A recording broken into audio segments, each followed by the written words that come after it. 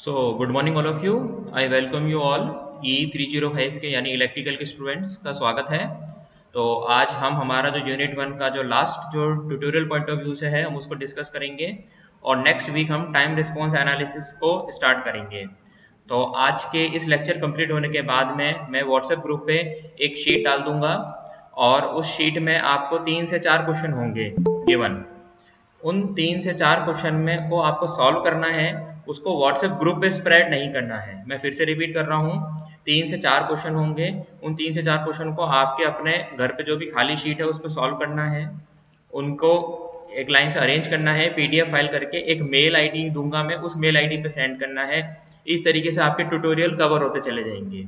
तो इस चीज़ का ध्यान रखें और कोई भी पैनिक नहीं होना है। मैं दूंगा आपको पूरा 1 हफ्ते का टाइम मिलेगा, यानी नेक्स्ट जो फ्राइडे को मेरी क्लास होगी उससे पहले पहले सबमिट करना है। नेक्स्ट फ्राइडे को हम देखेंगे, तब तक आप उसको सॉल्व कर लें। कोई भी प्रॉब्लम आए मुझसे पूछ लें, लेकिन ये नहीं हो कि आप ग्रुप पे कुछ भी मतलब पैनिक स्टार्ट कर दें। तो आज का जो हमें टॉपिक है वो ब्लॉक डायग्राम और signal flow graph. Signal flow graph का एक मेरा बोर्ड का लेक्चर अभी बाकी है, उसको मोस्ट प्रोबेबली मैं मंडे को अपलोड कर दूंगा। उसकी थोड़ी सी एडिटिंग को मतलब मुझे करना है। तो स्टूडेंट अभी हमने देखा यूनिट वन में हम जो समझे उसमें हमने समझा कि फर्स्ट ऑफ ऑल हमने कंट्रोल सिस्टम क्या होता है उसको हमने देखा। अब हमने देखा कि सिस्टम कुछ भी हो सकता है, बस उसके अंदर एक इनपुट हो और आउटपुट हो। ये मैं मुझे लगता है कि अब अभी जो 8 लेक्चर है उन 8 लेक्चर में मैंने हजारों बार रिपीट किया होगा। तो अब हर एक एक स्टूडेंट जिन्होंने वीडियो देखी उनके माइंड में ये चीज़ फीड हो जानी चाहिए कि सिस्टम क्या होता है। अब सिस्टम के बहुत सारे पार्ट हो सकते हैं, हो सकता है छोटे छोटे सब सिस्टम भी हो सकता है उस सब सिस्टम के अंदर भी और भी सिस्टम हो। अब उन सारे सिस्टम को देखने के लिए करने के लिए हमने दरअसल मैथमेटिकल अप्रोच बनाई। यानी कोई भी सिस्टम हो उस सिस्टम के अंदर हम क्या कर सकते हैं, यानी कोई भी सिस्टम ऐसा नहीं है। जैसे एग्जांपल है, एक इंडस्ट्री का हम एग्जांपल लेते हैं। इंडस्ट्री के एग्जांपल में हम लोग मतलब किसी इंडस्ट्री को कैसे सेटअप करेंगे। ठीक है, हमने ज़मीन ले ली, लेकिन प्लांट की कौन सी पोजीशन है, कहाँ पर है, उस प्लांट के अंदर हमें कौन से इक्विपमेंट्स लाने चाहिए, क्या मशीनरी होनी चाहिए, इन सब का हमें नॉलेज तभी होगा जब हम पहले उसका एक प्रोटोटाइप तैयार करेंगे। यानी आपने ये बहुत से मतलब जैसे देखा होगा कि कोई भी बिल्डिंग बनती है पहले उसका नक्शा बनता है। ये नहीं है सीधे आपने वर्कर्स या मतलब जिनको लाए और आपने सीधा सीधा मतलब है ना बिल्डिंग खड़ा करना शुरू कर दिया। मीन्स एक प्लानिंग होती है। और वो प्लानिंग कंट्रोल सिस्टम में क्या होता है, वो होता है मैथमेटिकल अप्रोच। मैथमेटिक्स में हम क्या समझते हैं कि कोई बहुत ज़्यादा नहीं है कि आपको कोई मैथ्स सॉल्व करनी है या आपको इंटीग्रेशन सॉल्व करना है, डिफरेंशिएशन सॉल्व करना है या मतलब कोई इक्वेशन सॉल्व करनी है। सिंपल अप्रोच होती है, कैलकुलेशंस होती हैं, हमको उनके बेसिस पे हमें आगे बढ़ना होता है। उस हिसाब से अगर जब हम आगे बढ़ते हैं तो हम समझ पाते हैं कि कोई भी हमारा सिस्टम है जिसको हम हमारे प्रैक्टिकल लाइफ में इम्प्लीमेंट कर रहे हैं, यानी हम उसको ला रहे हैं, तो वो स्टेबल है या नहीं है, वो सिस्टम टिक पाएगा या नहीं टिक पाएगा। इनके बेसिस पे ही हम उसको डिसाइड कर पाते हैं और फाइनली हम उस सिस्टम को इम्प्लीमेंट करते हैं। तो अब उसको इम्प्लीमेंट करने का जैसे मैंने बताया कि मैथमेटिकल अप्रोच होती है। मैथमेटिकल में हमने देखा जिसके मतलब मैंने वीडियोस डाले। एक तो पहले तो हम ट्रांसफर फंक्शन निकालते हैं, यानी सपोज मान के चलिए कोई भी इनपुट है, अगर इनपुट से अगर किसी सिस्टम से जा रहा है तो जाहिर सी बात है कि उस सिस्टम के जो भी कैरेक्टरिस्टिक्स है, यानी एक तरीके से क्या है कि उस सिस्टम का जो भी चरित्र है, चरित्र मतलब उस सिस्टम की जो भी प्रॉपर्टी है, उस प्रॉपर्टी से गुजर करके इनपुट में चेंजेस आएंगे। यानी सपोज मान के चलिए हम हमारे जैसे एक इंसान की बात करते हैं अभी गर्मी के, जैसे अभी इस समय थोड़ी सी ह्यूमिडिटी हो रही है मान के चलिए। तो ह्यूमिडिटी क्या है, ह्यूमिडिटी तो है इनपुट, हमारी स्किन है सिस्टम। अब हमारी स्किन उसको फील करेगी तो हमारा स्किन आउटपुट कैसे देगी, पसीने के फॉर्म में, चिपचिपे के फॉर्म में। तो इस तरीके से आप समझिए कि अगर कोई इनपुट सिग्नल आपने दिया, आउटपुट की क्या पोजीशन रहती है कि सिस्टम से गुजर के जिस तरीके का इनपुट दिया उस तरीके का आउटपुट हमें मिले। ये हम कोशिश करते हैं किसी भी सिस्टम को जब हम मतलब इस्टेब्लिश करते हैं। अब ये सारी मतलब इतनी जो मतलब एक तरीके से मैंने थियोरेटिकल बातें बोली, उसके लिए हम मैथमेटिकल अप्रोच को अपनाते हैं। पहला कि हमने देखा ब्लॉक डायग्राम। ब्लॉक डायग्राम हम क्या करते हैं, जैसे सपोज कोई भी सिस्टम है उसके अंदर हमने बताया कि सब सिस्टम होंगे, तो उसके अंदर कुछ ना कुछ पर्टिकुलर एक ब्लॉक से एक सिस्टम या सब सिस्टम रिप्रेजेंट होगा। अब वो सिस्टम सब सिस्टम जब ब्लॉक से रिप्रेजेंट हो रहा है तो हमें हमारी क्या कोशिश रहती है कि हम उसको एक सिंगल ब्लॉक से रिप्रेजेंट करें, यानी एक ब्लॉक लाएं, कैसे भी करके हम उसका रिडक्शन करें। इससे पहले वाले लेक्चर्स में जाइए, ब्लॉक डायग्राम रिडक्शन टेक्निक के 2 पार्ट हमने देखे, पार्ट 1 और पार्ट 2, यानी कैसे करके हम उसको रिड्यूस करके हमें एक सिंगल ब्लॉक में लाना है। अब कभी कभी क्या होता है कि कहीं कहीं कंडीशन ऐसी आ जाती है कि ब्लॉक डायग्राम रिडक्शन बहुत ज़्यादा कॉम्प्लेक्स हो जाता है, यानी वो 3D स्ट्रक्चर में चला जाता है। 2D में तो यानी आपका एक्स और वाई, 3D में क्या होता है एक पीछे की और एक आप मतलब एक्सेस मानिए जेड। तो कभी कभी 3D बहुत ज़्यादा कॉम्प्लेक्स हो जाता है। तो उस केसेस में या फिर और भी अगर जैसे ब्लॉक डायग्राम बहुत ज़्यादा कॉम्प्लेक्स हो गया, उसको सॉल्व करने में इश्यू आ रहा है, तो हम एक और डिस्ट्रीब्यूटेड पैरामीटर टेक्निक होती है जिसको बोलते हैं हम सिग्नल फ्लो ग्राफ। जो सिग्नल फ्लो ग्राफ होता है, उस सिग्नल फ्लो ग्राफ की सहायता से भी हम उसको रिड्यूस कर सकते हैं। यानी कुल मिला के बात यह है कि हमें ट्रांसफर फंक्शन निकालना है सी अपॉन आर। आर हम दरअसल इनपुट लेते हैं, सी हम आउटपुट लेते हैं। तो सी अपॉन आर की जो वैल्यू होती है वो हमारा दरअसल दर्शाता है कि उस मतलब सिस्टम का ट्रांसफर फंक्शन क्या है, और उसी की सहायता से हम कोई कमेंट आगे कर पाते हैं, यानी वो सिस्टम स्टेबल है या नहीं है, यानी ये आगे की बात है। तो ये आज इस चैप्टर के होने के बाद में हम नेक्स्ट क्लास में देखेंगे हमारा टाइम रिस्पॉन्स एनालिसिस, यानी हम डिफरेंट डिफरेंट टाइप के सिग्नल्स देंगे। उन डिफरेंट डिफरेंट सिग्नल्स के अंदर हम देखेंगे कि हमारा कैसे मतलब है ना, अगर कोई सिग्नल गया, जैसे मान के चलिए तीन टाइप के हम आपके जो सिलेबस में हैं, चार टाइप के, एक तो इम्पल्स, रैम्प, यूनिट स्टेप और एक पैराबोलिक। ये सारे अगर सिग्नल जाते हैं तो सिस्टम स्टेबल होगा नहीं होगा, ऐसा नहीं हो कि मान के चलो आपने इनपुट दिया और वो बढ़ता ही चला जा रहा है, बढ़ता ही चला जा रहा है, आप उसको कंट्रोल ही नहीं कर पा रहे हो। तो ये सारी चीज़ों की parameter study, steady state error, response analysis, अब सिस्टम है, सिस्टम फर्स्ट ऑर्डर का है या सेकंड ऑर्डर का है, इस तरीके की चीज़ों को हम देखेंगे। तो चलिए ये तो नेक्स्ट क्लास की बात है। अभी हम ब्लॉक डायग्राम रिडक्शन का थोड़ा सा देख लेते हैं और सिग्नल फ्लो ग्राफ को देख लेते हैं, दोनों को कंपैरिजन कर लेते हैं। और जैसे ये क्लास खत्म होती है उसके 1 या 2 घंटे के अंदर मैं कुछ आपको ट्यूटोरियल के क्वेश्चंस दे दूंगा, उसको सॉल्व करिए और 1 वीक के अंदर उसको सबमिट कीजिए। मेल आईडी मैं शेयर करूंगा, उस मेल आईडी पे करना है। तो चलिए स्टार्ट करते हैं। स्टूडेंट से मेरी रिक्वेस्ट है, जैसे डिसिप्लिन बनाया हुआ है इस तरीके से बनाए रखिए, माइक ऑन मत कीजिएगा, क्योंकि आप लोगों का ये लेक्चर रिकॉर्ड हो रहा है, बहुत से लोगों ने पुराने लेक्चर देखे भी होंगे, तो इसीलिए ठीक है डेकोरम बनाए रखिए, अभी आपकी क्लास चल रही है।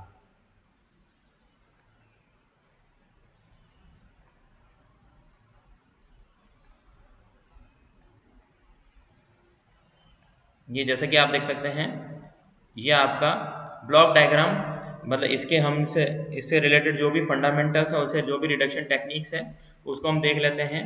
सबसे पहले हम देखते हैं कि ब्लॉक डायग्राम, जैसे मैंने कि बताया था, block diagram is a short hand graphical representation of a physical system, यानी एक प्रोटोटाइप को आप कह सकते हैं, जो कि functional relationship among it's components, यानी कंपोनेंट्स के अमंग मतलब फंक्शनल रिलेशनशिप, यानी क्या रिलेशन आएगा अगर इनपुट जा रहा है आउटपुट जा रहा है, उसके बीच में क्या फंक्शन है क्या रिलेशन है, वो हम ब्लॉक डायग्राम की सहायता से देख सकते हैं। या फिर इसकी एक और डेफिनेशन है, a block diagram is a short hand pictorial representation.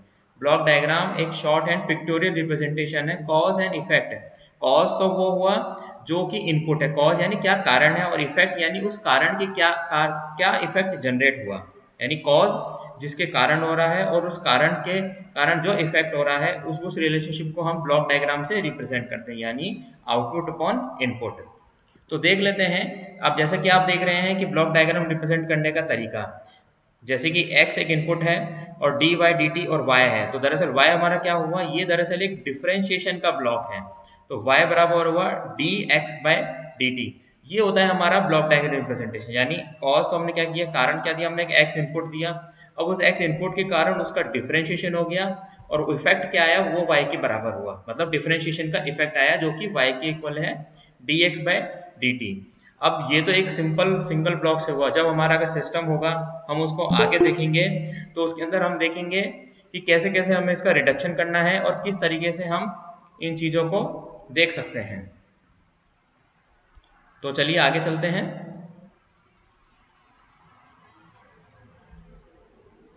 ये सिग्नल प्रोग्राफ हो गया क्या, 1 मिनट।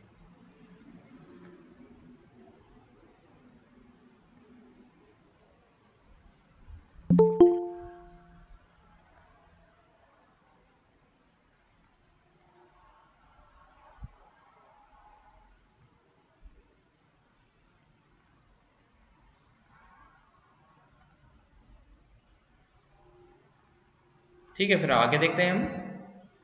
अब इंट्रोडक्शन देख लेते हैं कि हमारे दरअसल ब्लॉक में क्या क्या बेसिक मतलब पार्ट्स होते हैं। Operation of addition and subtraction have a special representation, जो कि हम देख लेंगे। Blocks becomes a circle called summing point, जिसको हम समिंग पॉइंट भी बोलते हैं, विद अप्रोप्रिएट प्लस और माइनस साइन।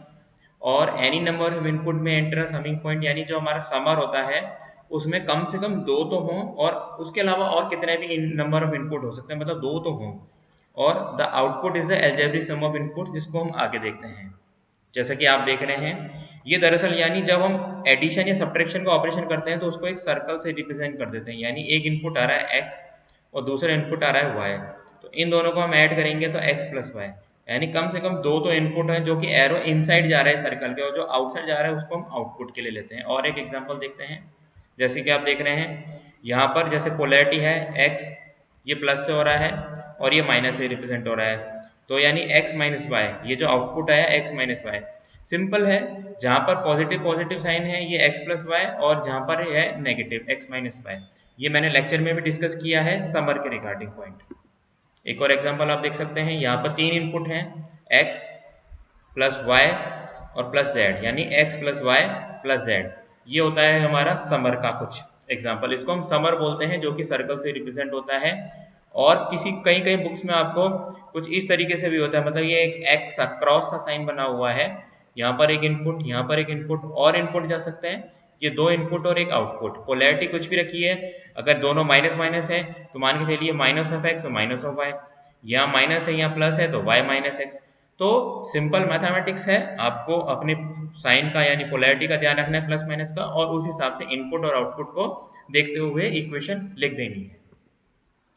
फिर अगर हम इसकी बात करें, जो हमारे ब्लॉक डायग्राम में कंपोनेंट्स हैं, वो दरअसल हमारे लीनियर टाइम इनवेरिएंट सिस्टम, इसको मैं यूनिट 2 में बताऊंगा। पहले आप देख लीजिए, दरअसल हम कंट्रोल सिस्टम में लीनियर टाइम इनवेरिएंट सिस्टम, यानी हम एक कंडीशन देखते हैं कि हमारे लीनियर और टाइम इनवेरिएंट सिस्टम हो, तभी हम कंट्रोल सिस्टम की बात करते हैं।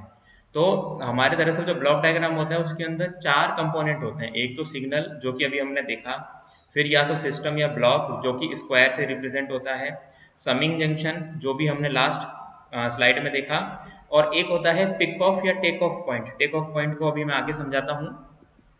तो जैसे कि आप देख रहे हैं, ये तो है आपका सिग्नल RSCS, ये S है, ये दरअसल सिग्नल जो होता है हमारा टाइम डोमेन और S डोमेन, यानी एक आपने फ्रीक्वेंसी से देखा होगा, ऐसे ही हमारा एक होता है S, जो कि लाप्लास ट्रांसफॉर्म, एक मैथमेटिकल टूल होता है, उसकी सहायता से होता है।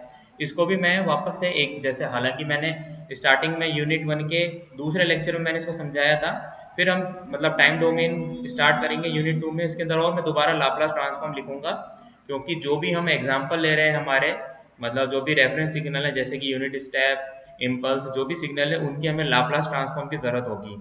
तो लाप्लास ट्रांसफॉर्म क्या होता है उसको हम देख लेंगे, बेसिक मतलब उनकी डेफिनेशन और उसका क्या मतलब रोल होता है। अभी के लिए देखिए, ये सब एस डोमेन में है, यानी आर एस तो हमारा इनपुट है, जी एस इस सिस्टम का आप कह सकते हैं गेन है, और सी एस जो कि हमारा आउटपुट है, यानी दरअसल हमारा जो सी एस होगा वो आर एस और इस जी एस से मल्टीप्लाई होकर बनेगा, या फिर अपन सी अपन आर हम बोल सकते हैं G S.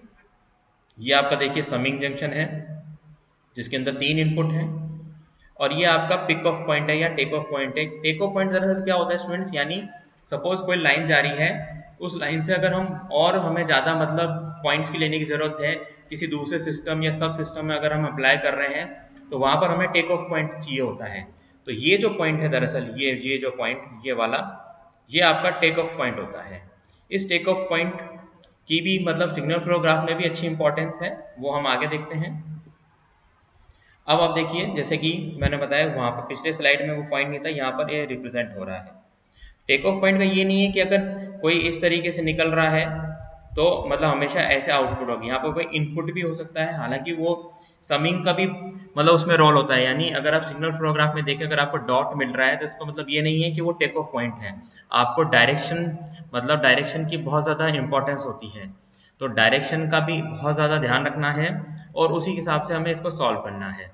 In order to have the same signal और वेरिएबल बी एन इनपुट, यानी किसी एक या एक से ज़्यादा ब्लॉक में हमें सेम सिग्नल को अप्लाई करना है, तो हमें टेक ऑफ पॉइंट, जैसे कि मैंने अभी बताया, उसकी ज़रूरत पड़ती है। Distributes the input signal undiminished to several output points, यानी वो जो मतलब हमारा जो टेक ऑफ पॉइंट निकलता है वो इनपुट सिग्नल होता है, उसकी वैल्यू सेम होती है। यानी ऐसा नहीं है कि एक लाइन जा रही है तो उसमें सिग्नल थोड़ा कम मिल रहा है दूसरी लाइन में, नहीं। वो एक तरीके से अगर आप बात करें तो पैरेलल में जिस तरीके से वोल्टेज सेम होता है, तो उसी तरीके से आप वोल्टेज मतलब डिवाइड नहीं कर रहे हैं, आप वोल्टेज पैरेलली ले रहे हैं। This permits the signal to proceed unaltered along several different paths to several destination. ठीक है, हम आगे देख लेते हैं। अब एक एग्जांपल देख लेते हैं। ये देखिए आप, एक एग्जांपल है x3 है हमारा एक वेरिएबल है जो कि किसके बराबर है a1 x1 plus a2 x2 minus 5। अब हम इसको, हमने यहाँ एक समर लिया, 3 इनपुट लिया क्योंकि 5 के पहले माइनस पोलैरिटी है तो हमने यहाँ माइनस लिख दिया, और प्लस ये x3 के बराबर आ गया। अब अगर हम इसको, हमें इसको ब्लॉक से कंप्लीट ढंग से ब्लॉक से रिप्रेजेंट करना है तो क्या होगा। देखिए ये a1 है, ये कोई एक गेन है, मतलब उसको एक मल्टीप्लाई कर दिया यानी x1, और आउटपुट क्या मिला a1 x1। ठीक है, हम आगे बढ़ते हैं। अब आप देखिए a1 x1 तो आ गया, अब सिमिलरली a2 x2, समझ में आ रहा होगा आपको। अब ये समर बन गया, और 5 क्योंकि 5 के साथ में कुछ भी नहीं है, 5 एक कांस्टेंट है तो सीधा हमने कांस्टेंट दे दिया। ये स्टूडेंट बिल्कुल बेसिक है ब्लॉक डायग्राम को रिप्रेजेंट करने का, कैसे लिखने का तरीका। एक क्वेश्चन मैं दूंगा कि draw the block diagram of this equation, यानी इस इक्वेशन का ब्लॉक डायग्राम बना के दिखाइए, तब आपको थोड़ा सा और क्लियर होगा। एक और एग्जांपल देख लेते हैं। अब इसमें क्या है, a1 x1 a2 x2 plus plus so on, मतलब an मतलब nth वैल्यू तक जा रहा है, तो इसको सिंपली डॉट डॉट से रिप्रेजेंट कर दिया, और लास्ट जो है an-1 xn-1 सिंपल ब्लॉक से रिप्रेजेंट होकर के ये समर में ऐड हो रहे हैं, क्योंकि समर में कितने भी इनपुट हो सकते हैं, एनी नंबर ऑफ इनपुट, और आउटपुट भी कितने हो सकते हैं, लेकिन कम से कम 2 इनपुट हों तभी एक आउटपुट बन पाएगा। ठीक है, दरअसल हम आउटपुट एक ही रखते हैं क्योंकि हमें ज़रूरत नहीं पड़ती। हाँ, कभी कभी हो सकता है कि कोई ऐसा सिस्टम हो कि 2 से ज़्यादा आउटपुट हो, मतलब वो आउटपुट किसी और सिस्टम में जा रहा हो, या किसी और मतलब प्लांट में जा रहा हो, या किसी और सब सिस्टम में जा रहा हो, वो डिपेंड करता है हमारी एप्लीकेशन के ऊपर। अब ये एक और एग्जाम्पल है, स्टूडेंट है अविनाश, उसने मुझसे पूछा था और उसका मतलब काफ़ी हद तक सॉल्यूशन ठीक भी था। तो आप लोगों के लिए मैं यही क्वेश्चन दे दूंगा, इन दोनों इक्वेशन का ब्लॉक डायग्राम बनाना है, मैं आपको जो फाइल शेयर करूंगा तो उसमें देख लेना। अब ये जो टोपोलॉजीज है, टोपोलॉजीज होता है दरअसल हमारा स्ट्रक्चर ड्रॉ करने का तरीका। तो क्या टोपोलॉजीज है वो हम देख लेते हैं। दरअसल एक तो होती है हमारी कैस्केड, उसके बाद में होती है एग्जाम्पल देख लीजिए आप कैस्केड का, सीधा थ्योरी के बजाय।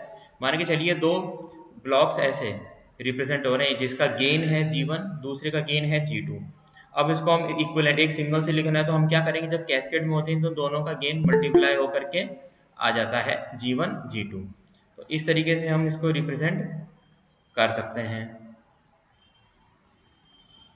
ठीक है, ऐसे हमारा होता है, ये देखिए कैस्केड का G1s G2s और G3s। मैं दोबारा कह रहा हूँ कि ये जो ब्रैकेट में s है ये सिग्नल यानी टाइम डोमेन में था या s डोमेन में है। या दरअसल हम कंट्रोल सिस्टम में जब इनको सॉल्व करते हैं तो ये हम s डोमेन में सॉल्व करते हैं। यानी ये जो गेन आ रहा है आपका, नेट गेन जो आया G3 G2 GS, मतलब इन तीनों का मल्टीप्लाई होके अगर सिग्नल टाइम डोमेन में है तो इनका सीधा मल्टीप्लाई नहीं होता। वहां पर एक आपकी एक मतलब थ्योरी होती है कन्वोल्यूशन, वो कन्वोल्यूशन होता है जो कि आपके सिलेबस में नहीं है। तो सिंपली यहाँ समझिए कि ये जो भी मल्टीप्लाई होके आ रहा है ये लाप्लास ट्रांसफॉर्म की सहायता से आ रहा है। यानी G3s G2s और G1s इन तीनों को मल्टीप्लाई कर देंगे हम अगर इस तरीके से ब्लॉक अरेंज है तो। फिर इसके बाद में ये ठीक है, ये रिप्रेजेंट किया। एक होती है पैरेलल फॉर्म। पैरेलल में क्या होता है, दरअसल हमने देखा, देखिए जैसे ये आपका टेक ऑफ पॉइंट है, एक तो इस सिस्टम ब्लॉक में जा रहा है, एक इस ब्लॉक में जा रहा है। अब आप एग्जांपल देख सकते हैं टेक ऑफ पॉइंट का। अभी क्या हो रहा है, ये दोनों ब्लॉक आकर के यहाँ पर एक समिंग पॉइंट पे ऐड हो रहे हैं और फाइनली एक आउटपुट निकल रहा है।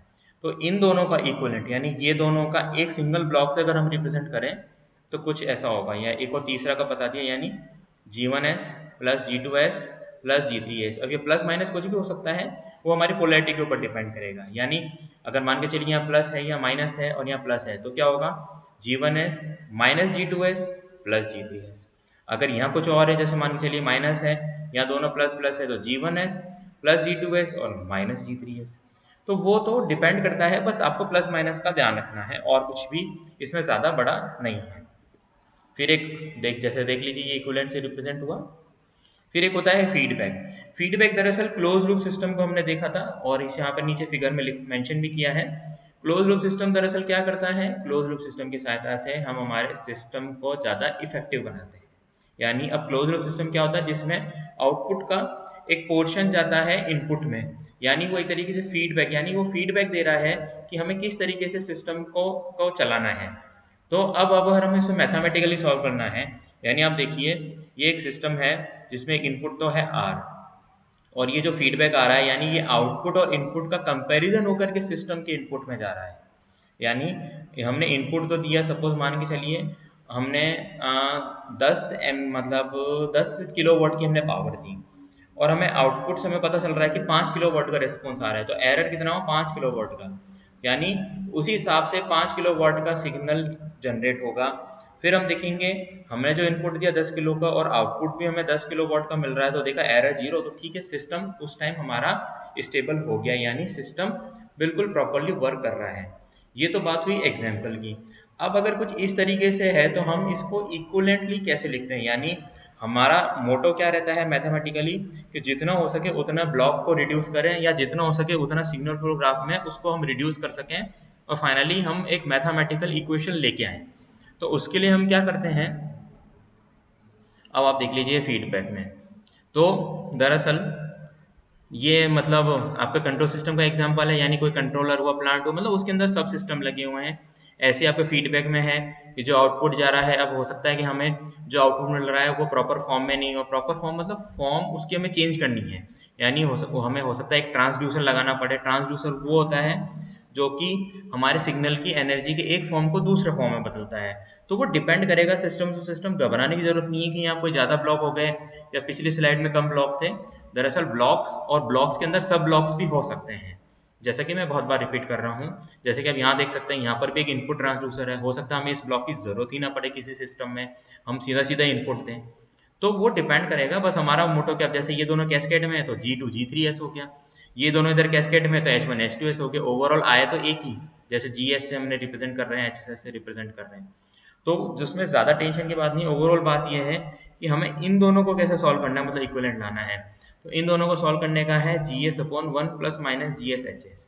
अब क्योंकि यहाँ पर प्लस माइनस है, अब आप देख सकते हैं अगर यहाँ माइनस है तो यहाँ पर प्लस आएगा, और अगर यहाँ प्लस है तो यहाँ माइनस आएगा। इसको स्टूडेंट सॉल्व करके भी देखें सिंपली मैथमेटिकली। ES बराबर क्या है, RS plus CS into HS। खैर देखते हैं इसको कैसे सॉल्व करते हैं स्टूडेंट।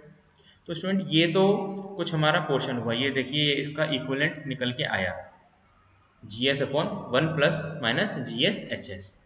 ये काफ़ी इंपॉर्टेंट इक्वेशन है और इसको हम दरअसल कैरेक्टरिस्टिक इक्वेशन भी बोलते हैं। ये हमारे आपके काफ़ी काम में आती है, 1 plus minus GS/HS equals to 0। इसको हम कैरेक्टरिस्टिक इक्वेशन भी बोलते हैं क्लोज लूप कंट्रोल सिस्टम की, जो कि काफ़ी इंपॉर्टेंट है हमारे। एक होता है कैनोनिकल फॉर्म। कैनोनिकल फॉर्म भी दरअसल इसी वे में रिप्रेजेंट होता है। अब ये कुछ एक टर्मिनोलॉजीज हैं जो कि यूनिट 2 तक है, तो ठीक है, ये इसकी मैं लास्ट स्लाइड है open loop transfer function, feed forward, इसको मैं आगे की यूनिट में डिस्कस करूंगा। अब इसके बाद में हम चलते हैं हमारे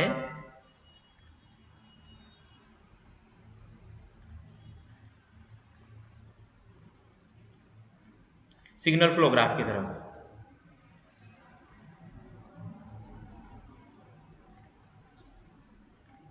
ये देखिए सिग्नल फ्लो ग्राफ में मैं क्या बताया था मैंने कि सिग्नल फ्लो ग्राफ भी दरअसल हमारे ट्रांसफर फंक्शन निकालने के काम में आता है।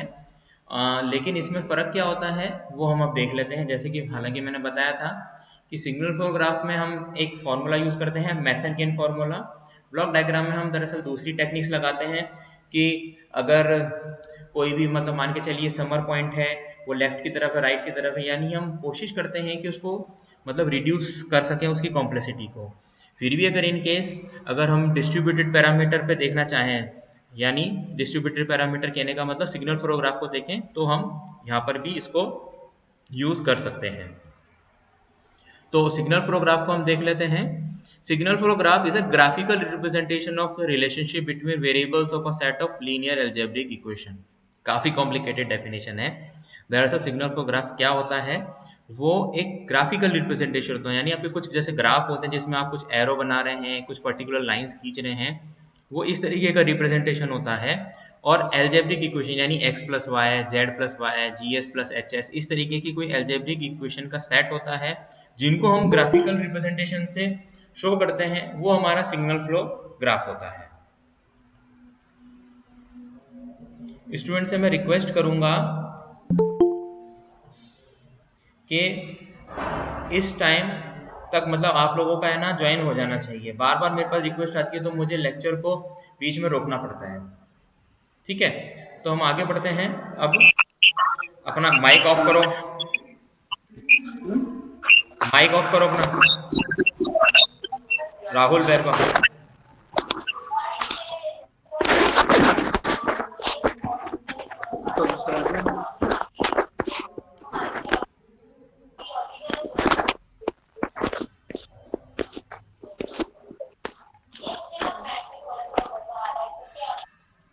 राहुल अपना माइक मत छेड़ना, अब मैं स्ट्रिक्टली वार्न कर रहा हूँ। तुम्हारी मतलब 10:15 की क्लास थी, यहाँ पे लाइट के इश्यू थे, इस कारण मतलब मैं इतना डिले हो गया। और फिर भी मतलब तुम लोगों को पढ़ रही है, मतलब 10:47 10:48 तक तुम लोग ज्वाइन कर रहे हो। तो सिग्नल फ्लो ग्राफ का आपने देखा। तो अब सिग्नल फ्लो ग्राफ में हम देखते हैं दरअसल जैसे y equal to A X, यानी हमने क्या देखा था, y equal to A X में वहां पर ब्लॉक में तो क्या था, एक x को हमने इनपुट लिया था जैसे कि आप देख सकते हैं, और y आउटपुट था। तो एक ब्लॉक से रिप्रेजेंट हुआ था, और a यानी यहाँ तो सिंपल एक ब्लॉक था और इनपुट और आउटपुट मतलब दो एरो थे हमारे। अब यहाँ पर क्या है, x मतलब y बराबर a और x, तो इस तरीके से रिप्रेजेंट होता है। यानी every variable signal flow graph is design by a node. मैं क्वेश्चन दूंगा नोड क्या होता है, ये आपका नोड है जैसे कि आप देख सकते हैं। तो इस तरीके से चीजें होती हैं। Every transmission function in a signal flow graph is design by a branch. अब जो ट्रांसमिशन ये आपकी ब्रांच है जैसे कि आप देख रहे हैं, branches are always unidirectional, मतलब एक डायरेक्शन की तरफ फ्लो होती है। ये मैं जो आपको बता रहा हूँ कि बेसिक्स बता रहा हूँ। The arrow in the branch denotes the direction of the signal flow, यानी जैसे ये एरो है यानी इस डायरेक्शन में जा रहा है, ये इसको दर्शाता है। तो ये कुछ सिग्नल फ्लो ग्राफ का बेसिक है। अब हम एक बार देख लेते हैं ये इसकी टर्मिनोलॉजीज, और फिर हम इस लेक्चर को यहीं रोकते हैं क्योंकि एक बोर्ड लेक्चर और रिक्वायर है जो कि आपको मंडे को या ट्यूसडे को डिस्प्ले हो जाएगा। इनपुट नोड क्या होता है, इनपुट नोड और सोर्स, यानी इनपुट नोड को हम सोर्स भी कहते हैं जिसके अंदर आउटगोइंग ब्रांच होती है, जैसे x1, यानी ये एक इनपुट है, यहाँ से ब्रांच निकल रही है यानी ये इनपुट दे रहा है, ये एक सोर्स है। आउटपुट नोड और सिंक, सिंक का मतलब होता है जिसके अंदर जा रहा है।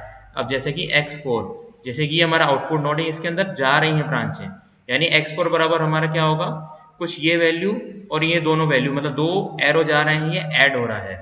फिर उसके बाद में a path is continuous unidirectional succession of branches along which no node is passed through more than once, यानी एक से के बाद मतलब एक के बाद में भी मतलब जो पाथ है उसके अलावा भी मतलब जो पाथ है वो दोबारा मतलब नहीं घूमेगा, मतलब उसका दरअसल यूनि डायरेक्शन होगा, मतलब एक डायरेक्शन ही है। ऐसे नहीं है कि यहाँ से ये जा रहा है तो सेम इसी ब्रांच में दोबारा ये डायरेक्शन हो रही है, नहीं, एक ही डायरेक्शन रहेगा। और फॉरवर्ड पाथ किसको कहते हैं, जो कि इनपुट से आउटपुट की तरफ जा रहा है, जैसे कि x1 x2 x3 x4। और फीडबैक क्या कहते हैं, जो कि हमारा जिस नोड से ओरिजिनेट हुआ और टर्मिनेट हो रहा है सेम नोड पे, यानी ये फीडबैक हो, जैसे यहाँ से शुरू हुआ और वापस यहाँ घूम के यहाँ पे खत्म हो रहा है, उसको कहते हैं हम फीडबैक पाथ। ठीक है, तो इस तरीके से हम लोग मतलब ये हमारी जो टर्मिनोलॉजी होती है सिग्नल फ्लो ग्राफ में वो होती हैं। तो हम देख पा रहे हैं कि सिग्नल फ्लो ग्राफ के अंदर इस तरीके की कुछ चीजें होती हैं। बेसिक हमने देखा इनपुट नोड, सिंक क्या होता है, इन मतलब आउटपुट नोड कहते हैं हम सिंक को, और एक होता है हमारा इनपुट नोड जिसको हम सोर्स भी कहते हैं। और इसके अलावा हमारी जो ब्रांच होती है जो कि एरो से रिप्रेजेंट होती है, और इसके अलावा फीडबैक पाथ होता है और एक फॉरवर्ड पाथ होता है। मैं अभी यहीं पर स्टॉप कर रहा हूँ। स्टूडेंट से मेरी रिक्वेस्ट है कि इन सारे टर्मिनोलॉजीज को देख लें, आपके ये जो ट्यूटोरियल के क्वेश्चन आएगा उसमें आएगा, इसको सॉल्व करके रखें, और इसके अलावा और भी कोई समस्या हो तो उसको आप मुझे बताएं। और मैं वापस ये बोलूँगा कि नेक्स्ट टाइम से इस तरीके की माइक ऑन होने की प्रॉब्लम बीच में नहीं होनी चाहिए, और जब मैंने 15-20 मिनट का टाइम दिया है तो उस हिसाब से चीज़ों को स्टूडेंट करें। तो अभी की क्लास हम ये स्टॉप करते हैं क्योंकि अभी एक तो काफ़ी हैवी रेनफॉल का सिचुएशन और ऊपर से लाइट नहीं है और मेरे लैपटॉप की बैटरी भी डिस्चार्ज होने को है। तो फिर हम आगे की क्लास में देखेंगे। स्टूडेंट अपना ध्यान रखें और आपको स्वतंत्रता दिवस की, होने वाले स्वतंत्रता दिवस की हार्दिक शुभकामनाएं। ठीक है, थैंक यू स्टूडेंट्स।